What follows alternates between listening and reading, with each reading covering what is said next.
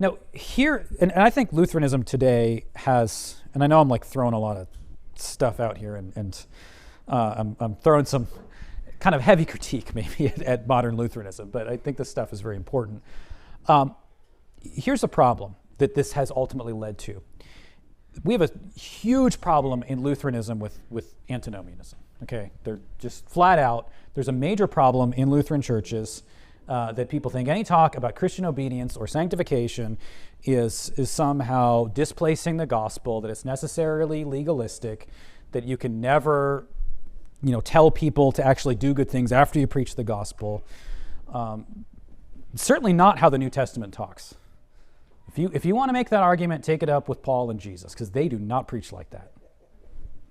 I'm sorry, they don't. And in the history of the Lutheran Church, nobody preached like that till maybe 50 years ago. Okay, well, almost nobody. You do get the occasional antinomian, but they're called antinomians and not considered orthodox. Here is why I think this happens. In classical Lutheranism, you didn't have because if you have the doctrine of the mystical union, right, you don't have the problem of legalism in the same way. Because if you're telling people about their sanctification, their obedience, if you understand this intimacy of this union with Christ, what you're really talking about is what Christ is doing. Because you understand, unless you're a Kantian, right? So Kant says essentially that good works are moral duties. You have a duty to do good, so you better do it. And that's it. That's all there is to it. I mean, that's legalistic, moralistic preaching if you use Kant. It's a very different way of preaching to say, we share in the Spirit of God. Christ works in and through us. As Luther says, we become little Christs to our neighbor. Once you lose this language of participation, participating in God, you've lost the whole basis for Christian obedience. And all that's left is the Kantian moral imperative.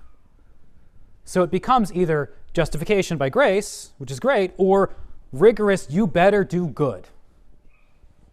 And that's not Christian.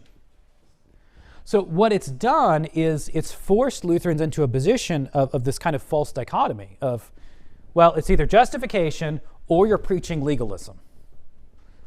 Why? Because you're missing the whole point of sanctification, which is Jesus and what he's doing to conform you to his own image.